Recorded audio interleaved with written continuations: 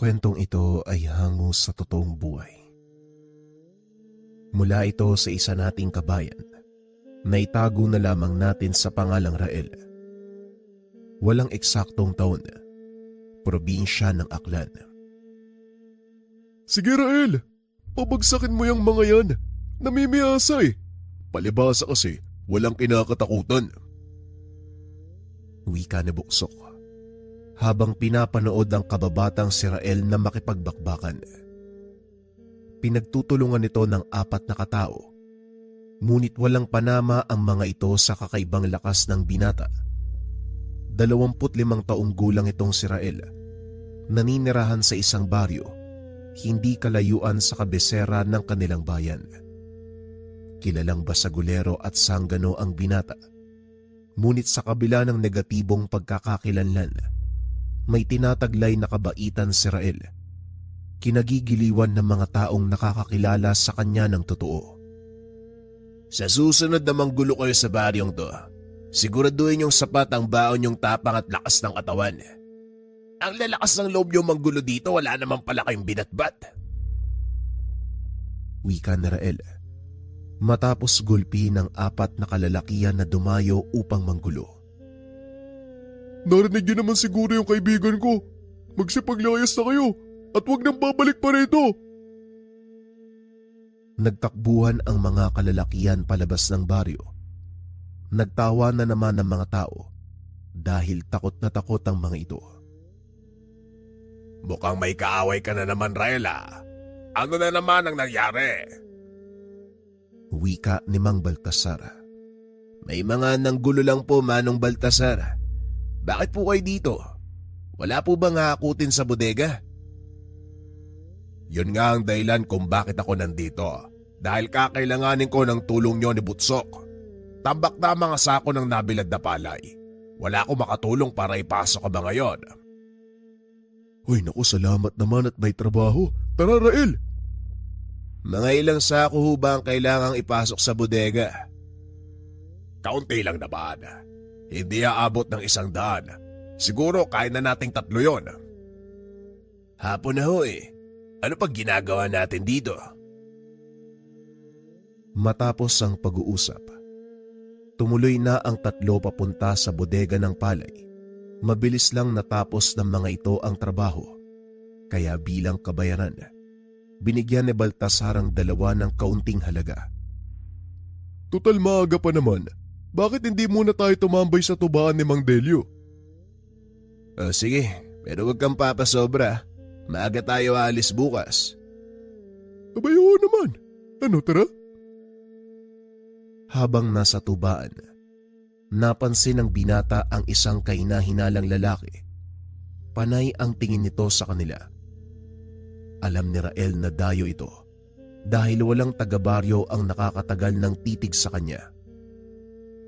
Tumayo ang binata at akmang lalapit sa lalaki, kaso biglang lumakad palabas ng tindahan. Anong problema nun?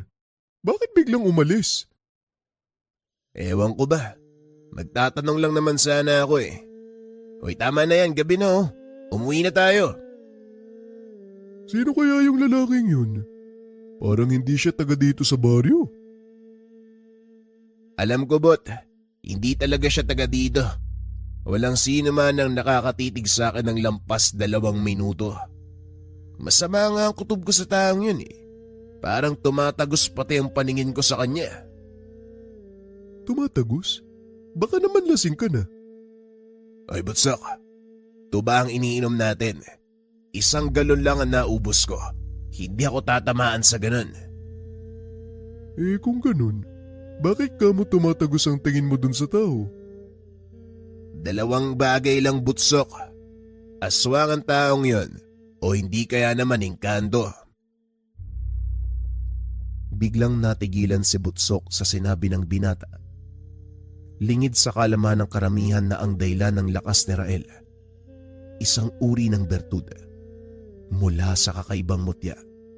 Ito ay ang itim na kampana. Nakuha ito ng binata 5 taon na ang nakakaraan sa tulong ng isang matandang albularyo. At para maunawaan nyo ang lahat, Babalik tayo ng 5 taon sa nakaraan. Nang mga panong ito ay 20 anyos pa lang si Rael, nag-aaral ng lihim na karunungan kasama ang nakakatandang pinsan na si Baltasar. Sa ilalim ng pagtuturo ng isang matandang manggagamot, nagkaroon ng kaunting kaalaman ang binata tungkol sa mga mutya. Nang mga panong iyon ay may tanga na ang binata, gaya ng mutya ng suso, mutya ng bigas. Ito ang kauna-unahang pinagkalob sa kanya ng albularyong si Mang Estong.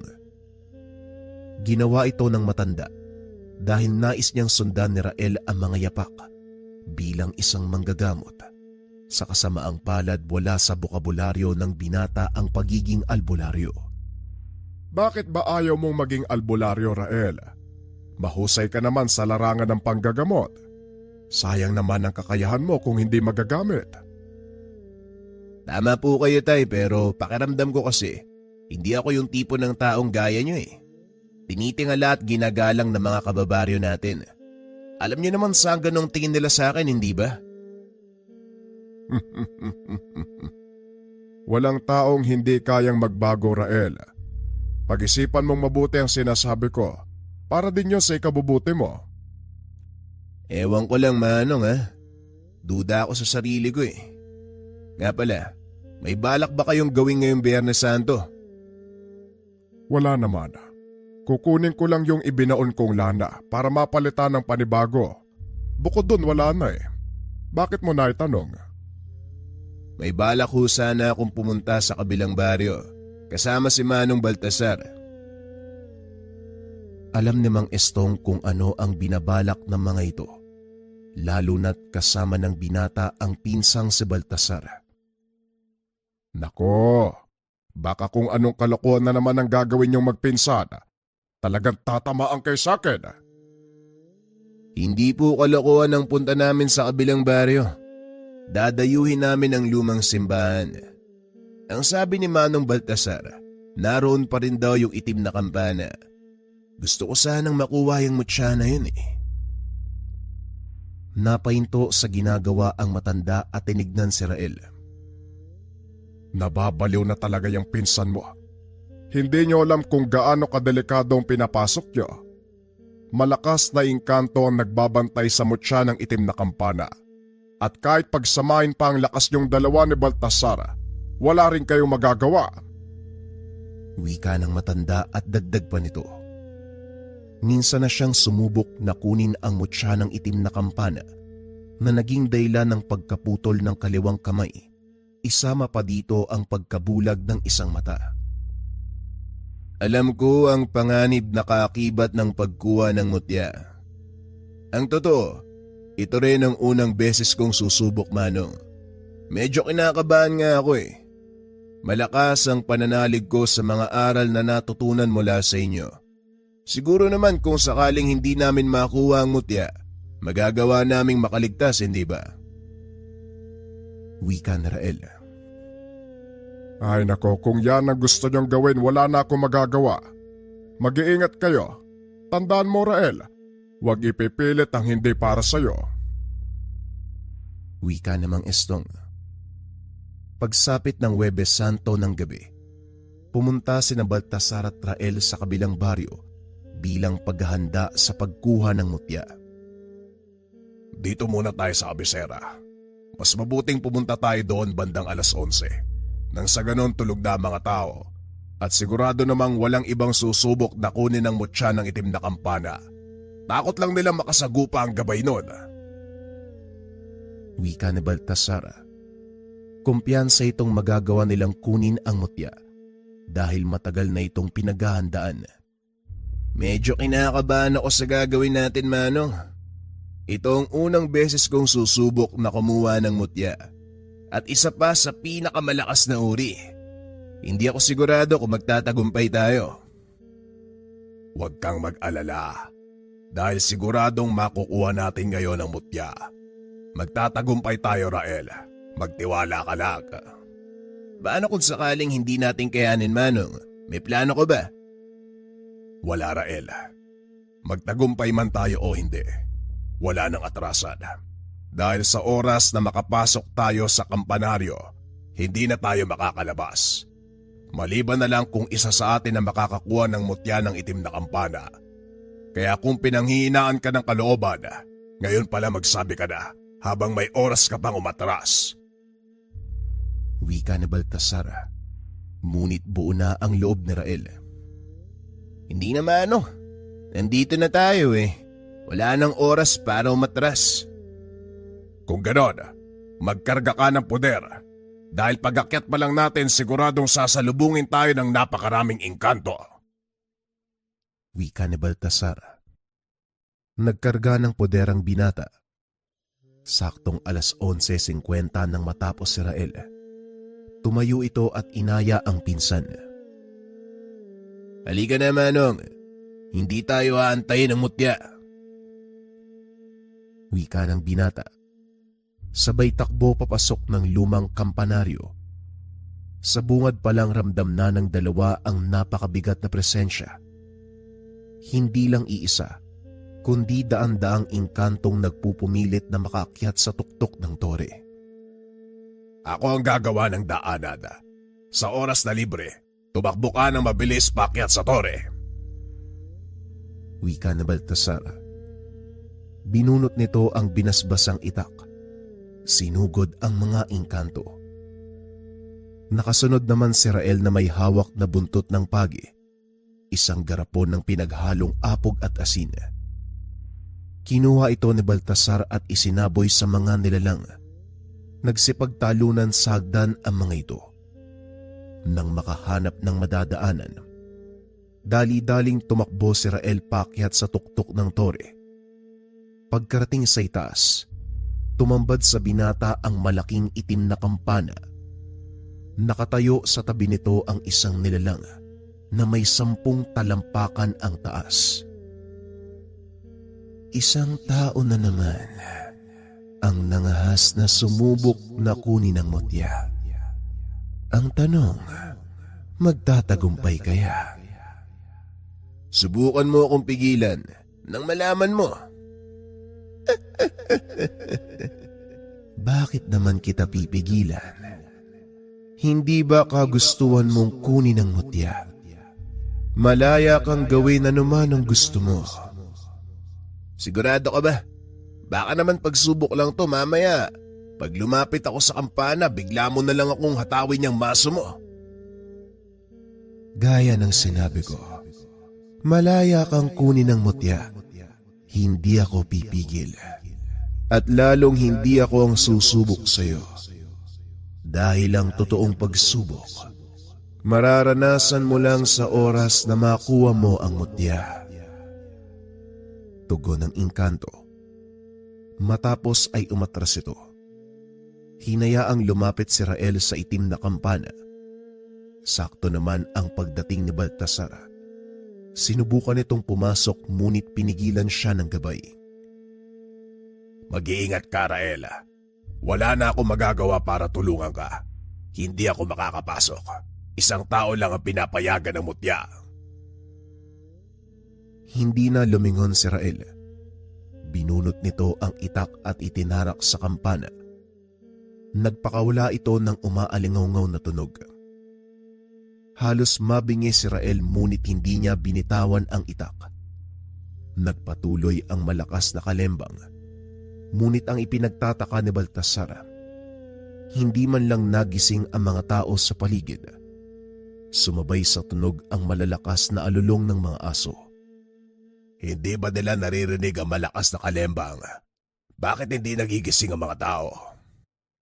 Tayo lang ang nakakarinig. Lahat ng nandito sa dome ng mutya. Sandali lang.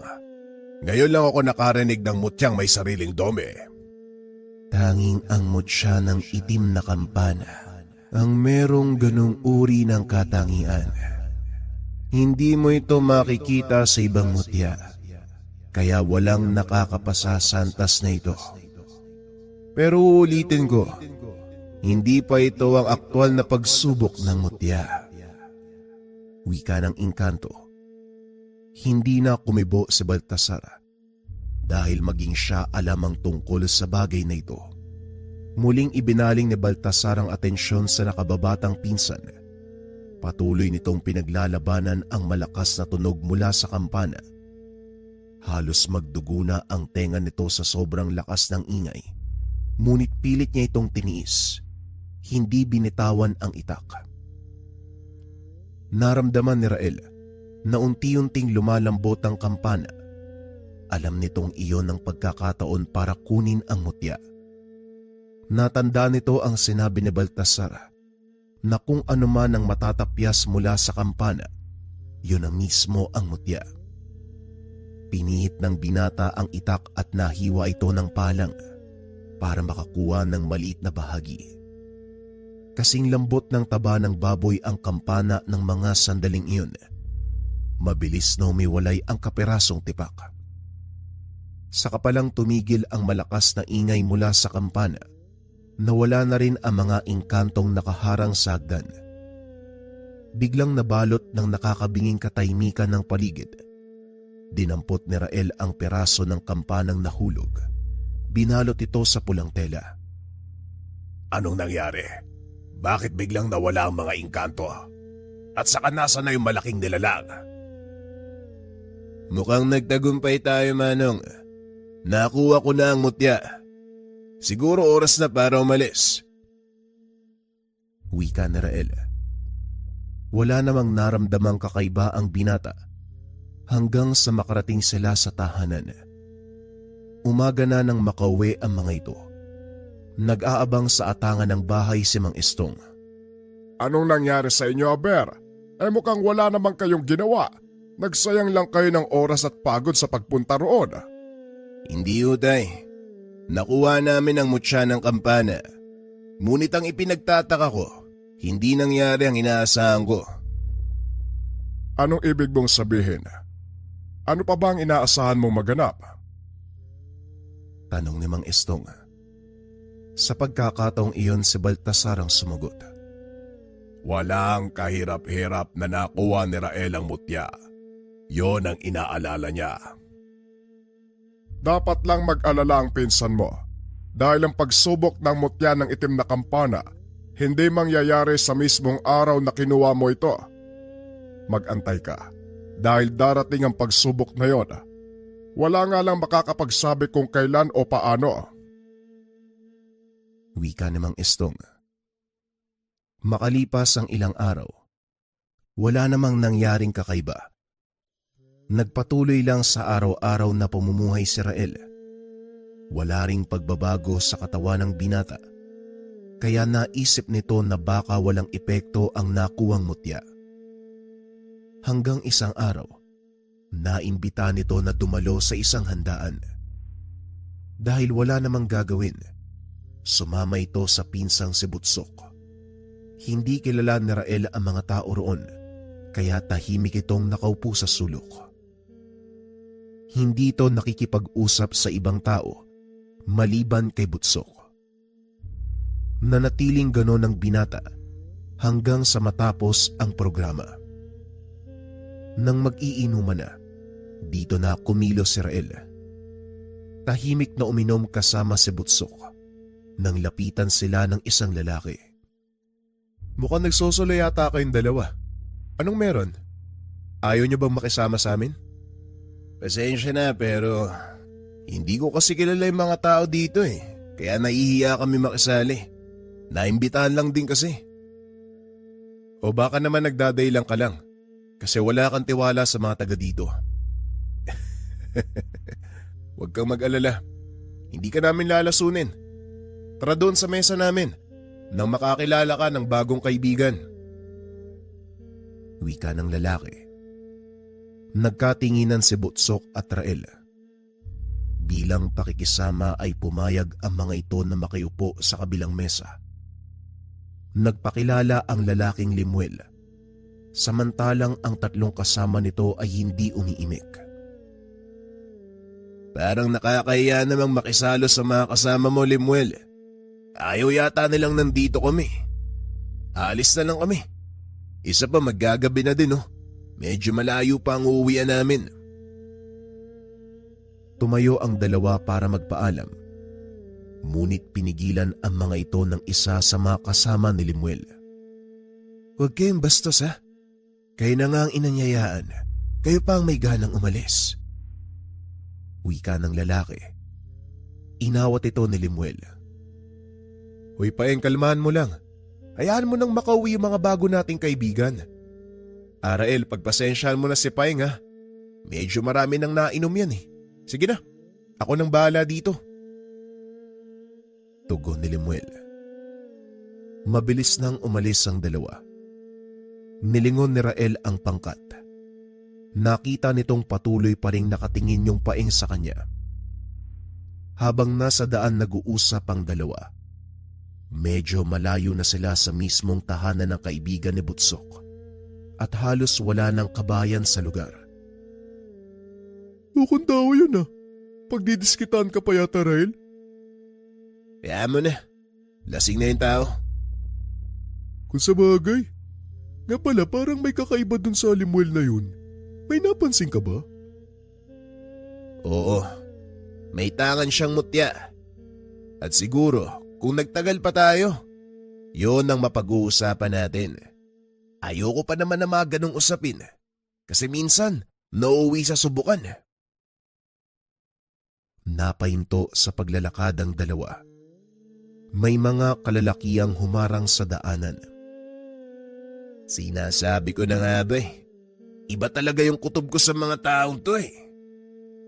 Ang mga taong nakaharang sa daan, walang iba kung hindi sina Limuel at Paeng. Pasensya na ha. Nabiting kasi yung kasama ko sa usapan eh. May ilang bagay lang kaming gustong itanong sa inyo. Pasensya na rin pero kailangan na naming umuwi. Pwede naman siguro na sa susunod na natin pag-usapan yung tungkol dyan. Sa kasamaang palad, may ibang plano ang mga kalalakihan. Pwede sana, kaso mas gusto namin ngayon eh. At isa pa, nasa iyo ang matagal ko nang hinahanap. Anong ibig mong sabihin? Alam kong tangan mo ang mutya ng kampana, pero bakit hindi mo ginagamit? Wala naman kasing paggagamitan. At saka hindi ako yung tipo ng taong mahilig sumubok ng mutya. Para sa akin, hindi mo nare-respeto ang bagay kapag ginawa mo yon. Wika ni Rael. Tumawa ng malakas si Limuel. Alam mo, yan ang pinaka-nakakatawa kong narinig mula sa isang antingero. Paano mong malalaman ang bisa ng mutya kung hindi mo ito susubukan? Mawalang galang na kaibigan. Pero magkaiba kasi tayo ng prinsipyo eh.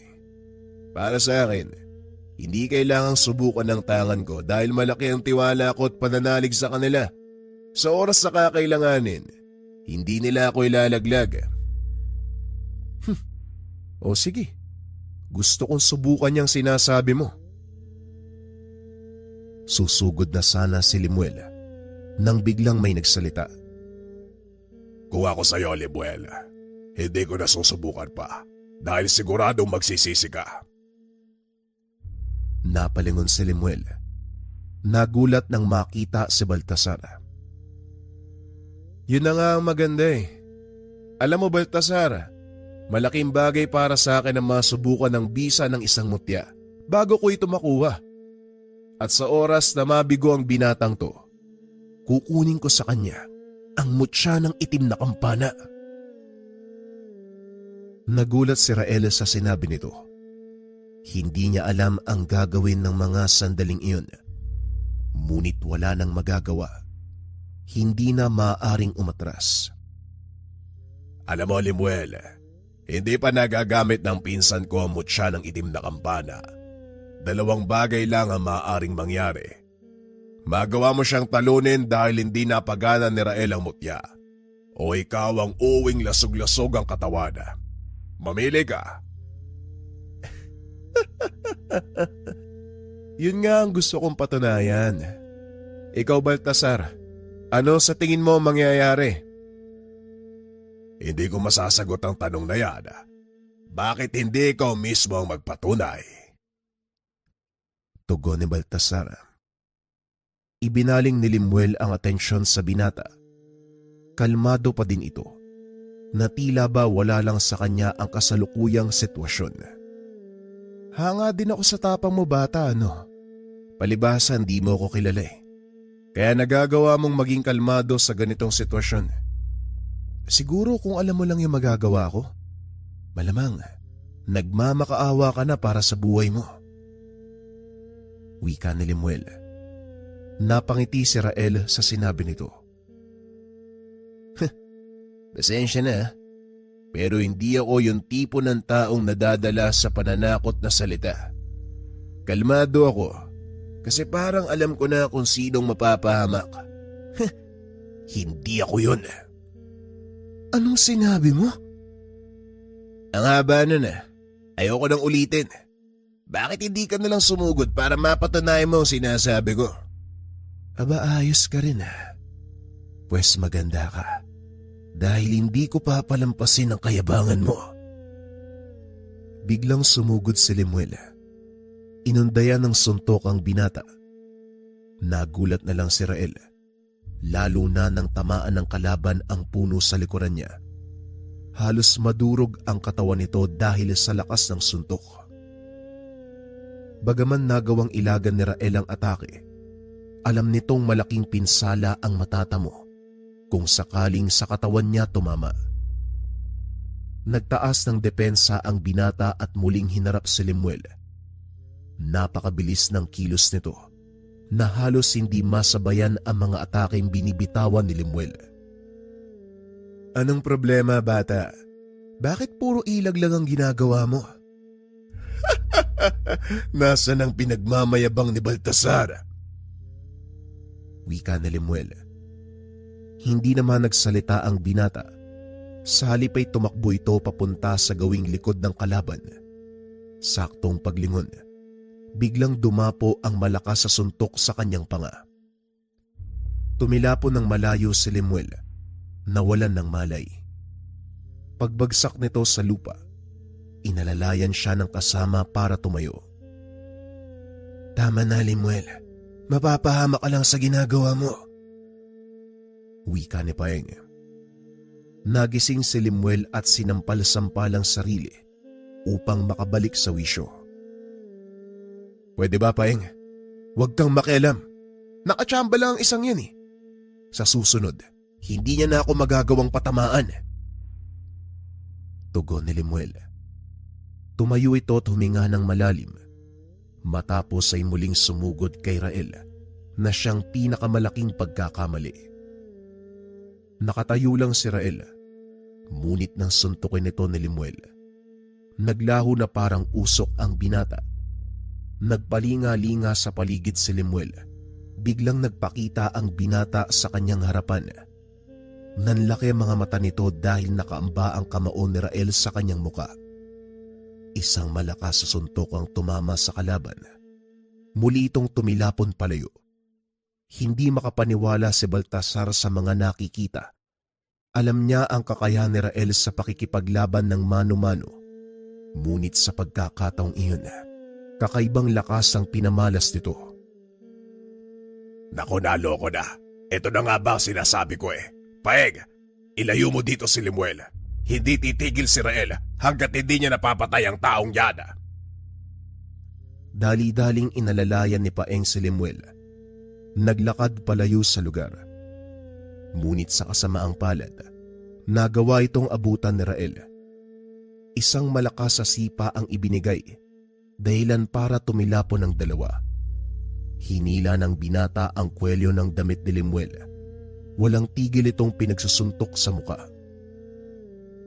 Ano nangyayari kay Rael, Manong? Bakit nagwawala siya? Tanong ni Butsok.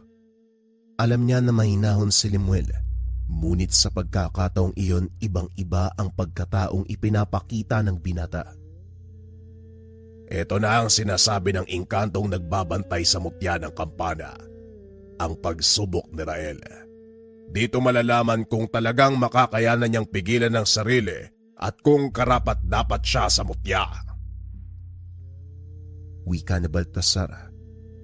Nagpatuloy sa pag-atake ang binata. hanggang sa maramdaman nito na hindi na gumagalaw si Limuel. Rael, tama na yan. Baka mapatay mo si Limuel. Wika ni Buksok. Binitawan ni Rael ang kalaban. Ibinaling ang atensyon sa malaking bato na nasa gilid ng daan. Pinagsusuntok ito ng binata hanggang sa mapudpud. Nang humupa ang alikabok na dulot ni Rael, nakita nila ang binatang nakatayo habang hinahabol ang hininga. Unti-unti nitong pinakalma ang sarili. Sinubukang lumapit ni Baltasar ngunit pinigilan ito ni Rael. "Diyan ka lang, Manong. Hindi pa lubusang humuhupa ang nararamdaman kong init sa katawan. Hindi ko alam ang nangyayari. Pero sa palagay ko, ang may gawa nito ay ang mutya ng itim na kampana." Alam ko, Rael. Kaya subukan mong huminahon. Huminga ka. Pakalmain mo ang iyong sarili. Wika ni Baltasar. Mabilis namang tumakbo ang kasama ni Limuel palayo. Sa takot na siya naman ang pagbalingan ng binata. Maya-maya ay huminahon na si Rael. Naglakad ito papunta kay Baltasar. "Hindi ko alam kung ano nangyari. Parang biglang may sumapi sa akin, tapos hindi ko mapigilan ang mga kamay ko. Nakikita ko naman ang ginagawa, pero maniwala ka, Manong, hindi ako yun." Alam ko, Rael. Yan ang sinasabing pagsubok ng engkanto. Kung ito man ang pagsubok, pues sisiguraduhin kong malalampasan ko yan. Sandali lang at magpapahinga ako ng kaunti. Parang naninibago ako sa katawan ko. Wika ni Rael. Matapos ay naupo ito sa gilid ng daan. Isinandal ang sarili sa puno. Ilang minuto ay tuluyang nakaidlip. Binuhat na lang ito ni Baltasar pauwi sa kanilang tahanan. Ano nangyari dyan sa pinsan mo? Nasobran ba yan sa inom? Nakasalubong ko sila ni Butsok sa daan. Ayon, tulog na ang isang yon sa kwarto niya. Marami yatang nainom nila, Tiyo. Hindi niya sinabi kay Mang Istong ang katotohanan dahil siguradong maging siya ay masisermonan. Kinabukasan nagising si Rael. Masakit ang buong katawan. Lumabas ito ng silid at nakasalubong ang ama. "Magandang umaga po, Tay. Pasensya na, ginabi kami ng uwi. Napasarap ang kwentuhan kaya medyo umaba ang inuman." Wika ng binata habang sinasapo ang ulo. Alam ko, tulog na tulog ka nang ihatid ka ni Baltasar. Uminom ka ng mainit na kape para mawala ang pananakit ng ulo mo. Marami akong gagawin ngayon kaya maiiwan ka mag-isa dito sa bahay. Tugon ni Mang Istong. Matapos ay pumasok ito sa silid upang mag-ayos. Nakaupo naman si Rael sa atangan ng bahay habang pilit na iniisip ang nangyari kagabi. Maya-maya ay bumangon na rin si Butsok. Dumiretso ito sa kusina upang magmumog at magtimpla ng kape. Matapos ay naupo ito sa tabi ni Rael. Alam ng binata ang ugali ng pinsan, kaya naman pinangunahan niya ito. "Huwag kang magkakamaling magsalita ng tungkol sa nangyari kagabi. Nariyan si tatay. Mamaya marinig tayo at mapagalitan." Tumangulang si Butsok at tumigop sa hawak na tasa. Maya-maya ay lumabas ng tahanan si Mang Istong. Nagpaalam sa dalawa na aalis na. Kayo na muna ang bahala dito. Makakabalik din naman siguro ko mamayang hapon. Pero kapag ginabi, alam mo na ang gagawin, Rael. Tumangulang si Rael bilang tugon. Pagkalis ng matanda, kagad nagsimulang magkwento si Butsok. "Ang gara ng ginawa mo kagabi. Paniguradong lamog ang pagbumuka nun, Rael." "Nababagay lang sa kanya yon. Pero nagtataka ako bakit parang may ibang taong nagmamanipula ng kilos ko kagabi. Ramdam ko ang mga tama ng suntok ko kay Limuel, pero parang hindi ako yung gumagawa nun." "Sabi nga ni Manong Baltasar, Sinusubo ka daw ng mutyang nakuha mo. May bago ka bang mutya, Rael? Oo, eto. Wika ni Rael sabay pakita ng kaperasong itim na bagay. Mutya ba to? Parang kapirasong kawaling bakal lang eh. Mutya ng itim na kampana ang tawad dyan, Buksok. Sa palagay ko tama si Manong Baltasar. Siguro nga sinusubok na mutya kung karapat dapat ba ako. Wika ni Rael. Sa kalagitnaan ng pag-uusap ng dalawa dumating si Baltasar. Merong dalang balita. Laganap na sa baryo ang nangyari kay Limuel. Masyadong matabil ang dila nitong si Paeg. Ipinagsabi sa mga tao na ginulpi mo ng walang kalaban-laban si Limuel. Inaasahan ko na yan, Manong. Kaya hindi na ako nagulat. Delikado ang magpagala-gala ka sa bayan ngayon. Hindi mo ba alam na maraming kasamaan si Limuel? Kasapi ang taong yon ng isang samahan ng mga antingero dito sa bayan natin. Siguradong nakarating na sa kanila ang nangyari at dahil sa katabila ng bunganga ni Paeg, siguradong ginatungan pa niya ito ng kung ano-anong kwento. Wala na tayong magagawa doon, Manong. Huwag lang nila akong gagalawin. Hindi ako magdadalawang isip na lumaban. Hindi nga nagkamali ng hinala si Baltasar. Simula ng araw na yun, naging habulin ng basag ulo si Rael. Madalas nababalitaan ng ama ang nangyayari, kaya pinagsasabihan niya ito. Ito ba ang paggagamitan mo ng mutya ng kampana, Rael? Basag ulo! Hindi ka karapat dapat sa kapangyarihang taglay niyan. Kaya mas mabuti pang ibalik mo na lang yan kung saan mo nakuha. Ipinagtanggol ko lang ang sarili ko, Tay. Kesa naman hayaan ko na gulpin ako ng mga taong yun. Malaki ang naging pagbabago sa ugali ng binata. Simula nang mapa sa kanya ang mutya ng itim na kampana. Maging ang ama nito, parang hindi na siya kilala. Dito nagsimula ang bansag ng mga tao sa kanya bilang sanggano. Hayaan mo na ang taong yun. Ang importante hindi siya nanggugulo dito sa atin. Halika na, umuwi na tayo. Baka nababahala si Tatay Estong. Wika ni Rael. Masayang naglalakad ang dalawa. Nagtatawanan pa ang mga ito nang biglang mapatigil sa paglalakad si Butsok. Anong ginagawa mo, Butsok? Ay nako, hindi ito ang panahon para maglaro ka. Alanganin sa edad natin yung ganyan, ha? Halika na, bilisan mong kumilos. Wika ni Rael. Ngunit hindi nagsasalita si Butsok.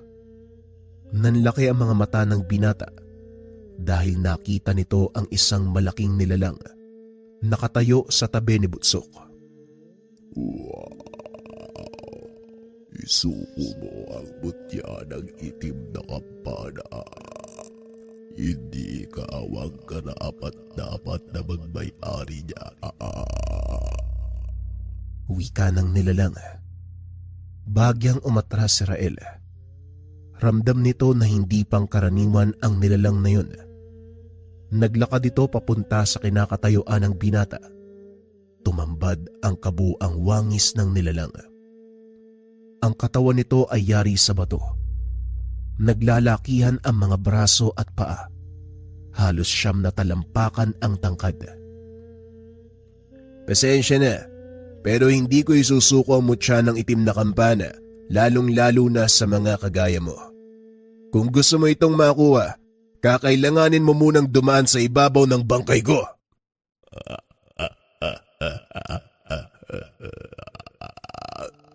Sa palagay mo, may panama ka sa akin.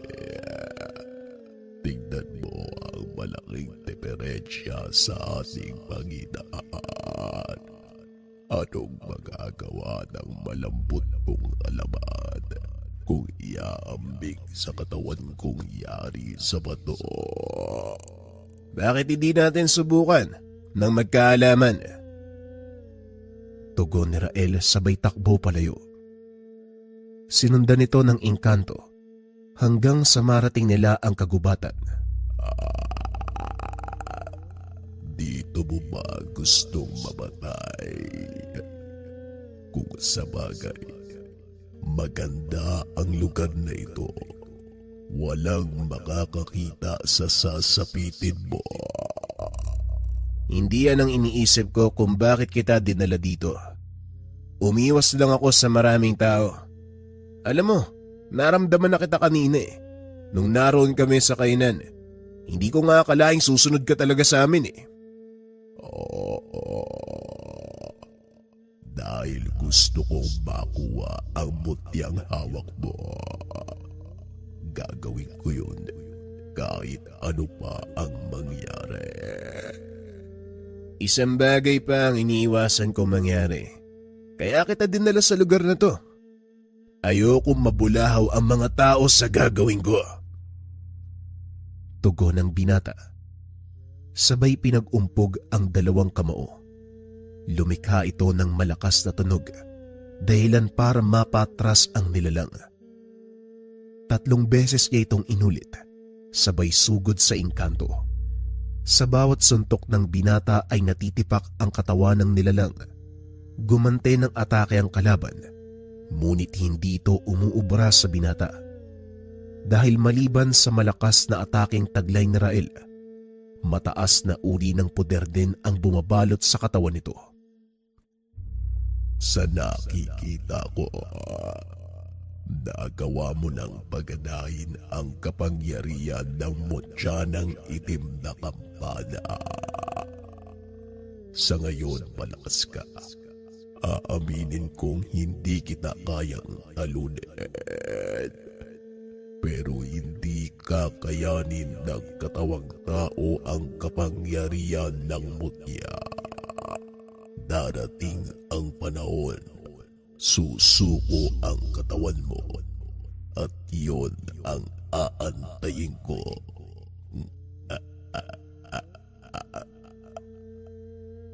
Wika ng nilalang. Matapos ay lumudito sa lupa at tuluyang naglaho. Wala ka palang sinabi. Binalikan niya si Butsok, na noon ay walang malay na nakahandusay sa tabi ng daan. But gising na. Hindi kita kayang buhatin, bumangon ka dyan, ang taba mo eh. Kailangan na nating umuwi. Nagising si Butsok. Dali-daling tumayo at tinignan ang buong paligid, na tila may kung anong hinahanap. Nasaan na yun? Nasaan na yun nilalang? Anong nangyari sa kanya? Wala na. Natakot yata sa akin eh. Biglang nawala. Tara, umalis na tayo dito. Dali-daling umalis ang mga ito sa lugar. Kinabukasan hinanap ng binata si Baltasar para sabihin ang nangyari. Gaya ng sinabi ko sa iyo noon, hindi lang tao ang naghahangad ng kapangyarihan ng mutyang hawak mo. Hinahabol din ito ng mga engkanto dahil sa taglay nitong kakayahan. Bukod sa binibigay nitong lakas sa akin, ano pa ang kakayahan ng mutya na hindi ko alam? Ang mutya ng itim na kampana may kakayahang bumuhay ng mga engkanto. Nagiging immortal ang sinumang elementong magtatanga nito. Tugon ni Baltasar. Bagay na ipinagtataka ni Rael. Di ba hindi naman namamatay ang mga engkanto? Paano sila magiging immortal? Alam mo Manong, ang gulo mong magpaliwanag eh. Mali ang paniniwala mo tungkol sa engkanto, Rael. Namamatay sila. Nagagawa silang patayin ng mga espesyal na sandata. Ngunit sa oras na mapasa kamay nila ang mutya, walang sandatang makakapatay sa kanila. Ang sabi pa niya, hindi daw kakayanin ng katawang tao ang kapangyarihan ng mutya at darating ang panahon na kusang bibigay ang katawan ko. Yun nga daw ang inaantay niya eh. Totoo ang sinasabi niya, Rael. Pero nakadepende ito sa taong may tangad.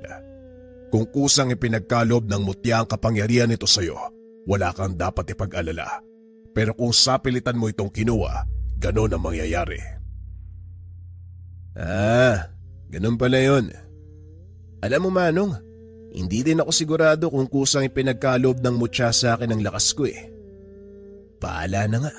Siguro naman pag dumating yung oras na yun, nagawa ko na mga gusto kong gawin. Matanong nga kita, ano ba talaga ang gusto mo mangyari sa buhay mo? Binigyan ka naman ng pagkakataon ni Mang Istong na maging manggagamot pero hindi mo tinanggap. Anong gusto mong marating? Bakit ka nangungulekta ng mutya? Ni minsan, hindi pa nito nakakausap ang binata tungkol sa totoong dahilan ng pag-aaral ng lihim na karunungan. Matagal mo na akong kilala, Manong, at alam kong pagtatawanan mo ang sasabihin ko pero makinig ka.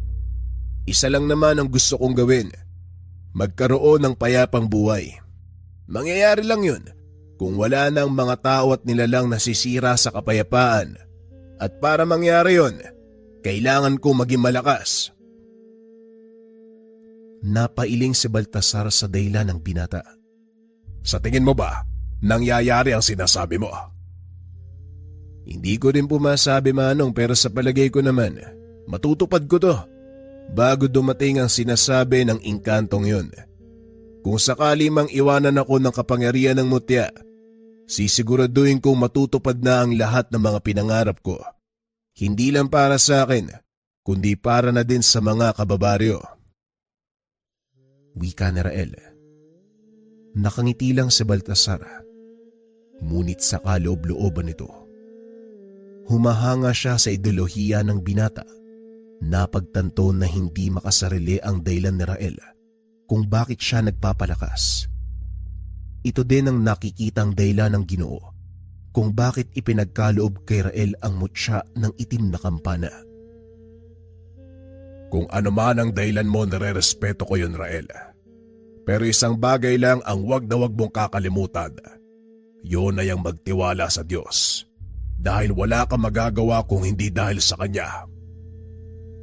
Alam ko yan, Manong. Maraming salamat sa pagpapaalala. Mauna na ho ako. Kailangan ko pang puntahan si Tatay Istong. Kasalukuyang nanggagamot ang matanda sa kabilang bayan. Malapit ng maggabi, hindi pa rin ito umuwi. Sasamahan na kita, total wala naman akong ginagawa eh. Sige, ikaw ang bahala. Wala rin kasi si Butsok eh. Natakot sigurong lumabas ng bahay dahil sa nangyari. Lumakad ang dalawa papunta sa kinaroroonan ni Mang Istong. Isang pasyenteng sinasaniba ng engkanto ang pinunta nito. Saglit lang para kay Mang Istong ang ganong mga kaso. Makakauwi ito ng maaga. Ngunit ngayong gabi ay ginabi ang matanda kaya nag-alala si Rael. Alam mo, Rael, nahahalata ako eh. Nag-aalala ka kay Mang Istong. Nakakalimutan mo na yata kung gaano kalakas ang matandang yon. Pasensya na ho, Manong, pero nakakapanibago. Kahit gaano kahirap ang ginagawa niyang gamutan, nagagawa pa rin ni Tatay na umuwi ng maaga. Pero ngayon, parang masama ang kutob ko. Alam mo, Rael, walang may dudulot na kabutihan ng pag-aalala, kaya itigil mo yan. Bilisan mo ang paglalakad. Maya-maya pa, narating nila ang bayan kung saan nanggagamot si Mang Istong. Nagtanong-tanong ang mga ito tungkol sa pasyente. Mabuti na lang at kilala ito sa lugar, kaya mabilis na narating ng dalawa ang kinaroroonan ng matanda. Pagdating sa mismong bakuran, nakita nitong nagkakagulo ang mga tao. Ang ilan ay pilit na nakikisiksik upang makita ang nangyayari sa loob ng tahanan. Nakisingit ang dalawa hanggang sa makapasok sila sa mismong pintuan ng bahay. Nakita ni Rael na nakaupo lang sa sulok ang matanda habang nakaharap sa isang lalaki. Sa hinala ni Rael, yon ang pasyente ni Mang Istong. Nakiusap ito sa may bahay na pumasok. Nagpakilala sila bilang kasama ng matanda. Nagulat si Rael nang sabihin ng may bahay, sila ang inaantay ni Mang Istong. Mabuti naman at nandito na kayo. Ay Rael, alam kong wala kang hilig sa panggagamot. Pero may isang bagay ako ipapakiusap. Maaari bang tulungan mo ko dito? Anong klaseng tulong po, Tay? Ang nilalang na gumagambala sa taong ito ay isang uri ng malakas na engkanto. Hindi ko siya kayang talunin. Kailangan ko ang lakas ng mutya ng itim na kampana para pigilan ng nilalang. Paano ko naman yan gagawin, Tay? Hindi nga ako marunong manggamot. Maupo ka sa tabi ng pasyente at hawakan mo ang kamay niya. Sa pamamarang iyon, matutuntun ko ang kinaroroonan ng engkantong gumagambala sa kanya. Sinunod ito ni Rael. Nakita niyang hirap na hirap ang matanda. Pagkahawak nito sa kamay ng pasyente, tila may mahinang kuryenteng dumaloy mula sa katawan nito papunta sa kanya. Nakikita ng binata ang labas ng tahanan hanggang sa madako ito sa malaking puno na nasa gawing dulo ng bahay. Nakita ng binata ang isang malaking nilalang nakaupo sa sanga ng kahoy. Nakita ko na ho ang kinaroroonan ng nilalang. Wika ni Rael at dali-dali itong tumayo.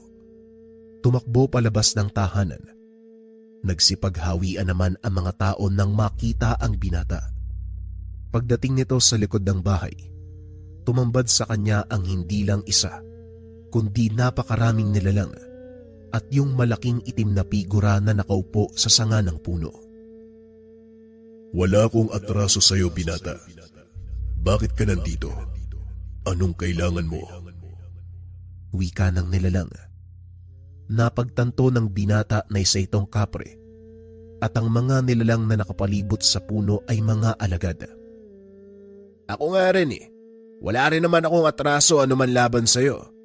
Pero may nakiusap kasi sa akin kaya ako nandito. Sino ang nakiusap sa'yo? Isang matandang manggagamot. Nagkataon kasi na meron siyang pasyente na ginagambala na maingkanto. Pinapahanap niya sa akin at ikaw ang nakita ko. Ngayon naparito ako para sana makipag-usap ng maayos. Maaari ko bang hilingin na palayain mo na yung kaluluwa ng tao? Isang taong walang alam. Ano sa palagay mo ang dahilan kung bakit ko pinarurusahan ang taong tinutukoy mo? Hindi ko rin alam eh. Sabi ko nga sa'yo, tumutulong lang ako. Wala akong balak na makipagtalo o makipag-away. Naparito ko para makiusap. Yun ay kung pwede lang naman. Paano kung ayaw ko? Anong gagawin mo? Ay nako, wala. Pero isang bagay lang ang masisiguro ko. Sa oras na marinig kong sumigaw ang pasyente ng matanda, sasamain ka sa akin. Maging ang mga kasama mo. Nanlaki ang mga mata ng kapre. Tumayo ito sa kinaupuan. Anong sinabi mo? Pinagbabantaan mo ba ako, binata? Alam mo ba kung sino ang karap mo? Tanong ng kapre. Tumawa ang mga nilalang na nakapaikot sa kanya. Ay, sa nakikita ko meron kang mataas na posisyon. Maliban sa laki ng pangangatawan at tangkad mo, siguradong malakas ka din. Pero huwag ka magpapakampante. Dahil hindi ako natitinag sa laki mo. At higit sa lahat, wala akong paki kung ano man yung katungkulan mo sa kabilang dimensyon. Nandito ka sa mundo ng mga tao kaya lumugar ka. Tugon ni Rael. Lalo namang nagalit ang kapre. Dahil doon napasigaw ang pasyente. Muling ibinaling ni Rael ang atensyon sa nilalang. Mukhang may malilintikan talaga sa akin ngayon. Natatandaan mo ba yung sinabi ko tungkol sa pasyente? Oo. Wala akong pakialam. Pagmasdan mo kung paano kong patayin ang taong pilit mong pinoprotektahan. Nagbuga ng usok ang kapre. Lalong nagkagulo ang mga tao sa loob ng tahanan. Walang nakakaalam ng totoong nangyayari sa kinaroroonan ni Rael. Napangiti ang kapre habang naririnig ang sigaw ng pasyente. Napakasarap sa tenga ang sigaw ng mga kaluluwang pinahihirapan. Nararapat lang sa kanila yan dahil masyado silang abo. Hindi na nagawang tapusin ng nilalang ang sasabihin. dahil bigla itong sinuntok ni Rael. Nagulat ang mga nilalang sa ginawa ng binata. Tumumba ang kapre at halos hindi ito makatayo dahil sa lakas ng pagkasuntok ng binata. Hindi mo ba narinig ang sinabi ko sa'yo? Marahang tumayo ang kapre. Hinampas ang kamay sa lupa. Nagsipaglubugan ang mga nilalang nakasama nito. Lumitaw sa harapan ni Rael ang nakalaban niyang inkantong bato. Ngayon, tignan natin kung may magagawa ka talaga. Wika ng nilalang. Walang pagdadalawang isip na sumugod ang nilalang. Panay naman ang iwas ni Rael. Hindi nito napagandaan ang pagdating ng inkanto. Nagkita tayo muli, tao. Sa pagkakataong ito, ikaw ang patutumbay ko at kukunin ang mutya ng kampana. Subukan mo. Mamamatay muna ako bago mangyari yon. Wika ni Rael sabay sugod. Sunod-sunod na suntok ang binigay ng binata sa nilalang.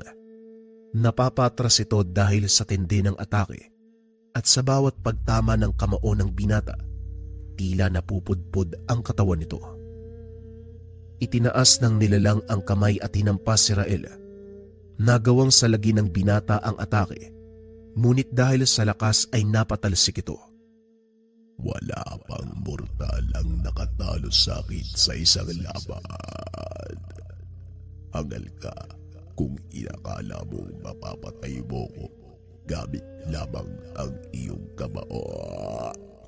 Yan nga din ang gusto kong patunayan eh.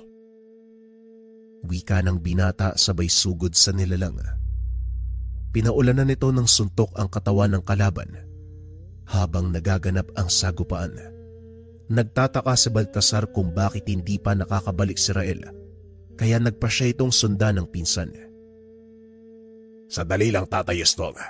Susundan ko si Rael. Kanina pa yun eh. Wika ni Rael. Hindi naman nagsalita ang matanda, kaya lumakad na ang Ginoo. Mabilis niyang natunton ang kinaroroonan ni Rael dahil sa lakas ng mga tunog na nanggagaling sa kamao ng binata. Pagdating nito sa lugar, kapwa nakatayo si Rael at ang kalaban nitong inkanto. Nakita nitong tila nahihirapan ang kalaban. Anong kapangyarihan ang meron ka? Hindi yan ang katangiang taglay ng mutya ng itim na kampana. Nagkakamali ka. Sa totoo lang sasabihin ko sa'yo, hindi ako nakikipaglaban eh. May kung sinong nilalang ang gumagabay sa akin. Kaya hindi ko hawak ang mga ataking tumatama sa katawan mo. Hindi maaaring mangyari to. Di minsan, wala pang tao ang nakagamit ng kapangyarihan ng mutya ng kampana. Isang panlilin lang ang ginagawa mo. Hindi panlilin lang, kaibigan. Ito ang totoong kapangyarihan ng mutya. Magyayari lang ito sa oras na magpasakop ka sa mutya at hayaan mong siya ang mangibabaw sa iyong pagkatao. Yun na nga ang ginawa ko. Isang kasunduan. Hinayaan kong manahan sa katawan ko ang mutya at bilang kapalit, pangangalagaan niya ako at bibigyan ng walang kapares na lakas. Wika ni Rael. Sabay sugod sa nilalang. Isang malakas na suntok sa ulo ang binigay nito, dahilan para tuluyang madurog maging ang katawan ng inkantong bato. Matapos patayin ang kalaban, muling lumitaw ang kapre kasama ang kanyang mga alagad. Hinarap ito ng binata, akmang susugod na nang biglang lumuhod ang malaking nilalang.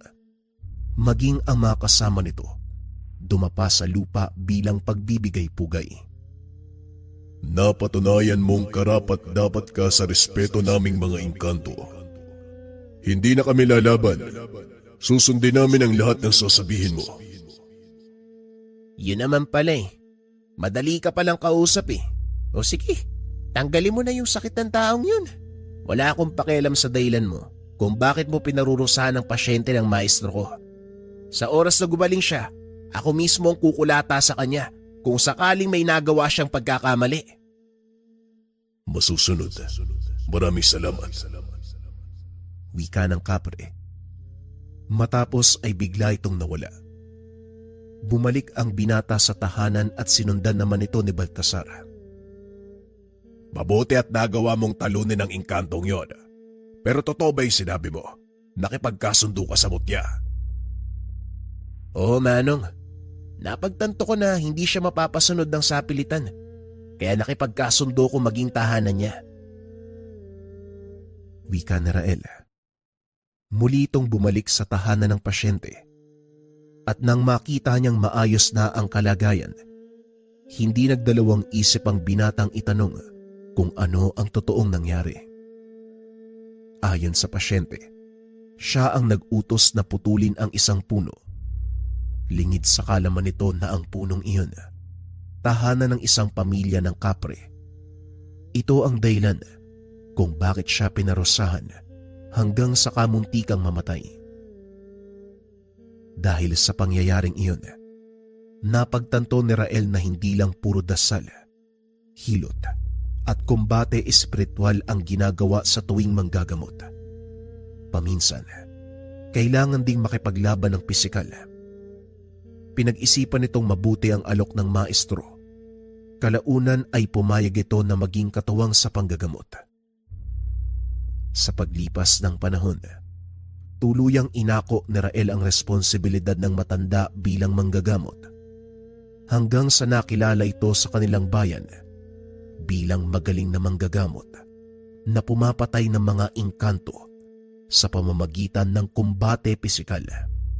Kaisa-isang manggagamot na sinusugod ng harapan ang mga engkanto at elementong nanggagambala sa kanyang mga pasyente. Ito ay sa tulong ng kanyang mutya, ang itim na kampana. Ang kwentong ito ay hango sa totoong buhay.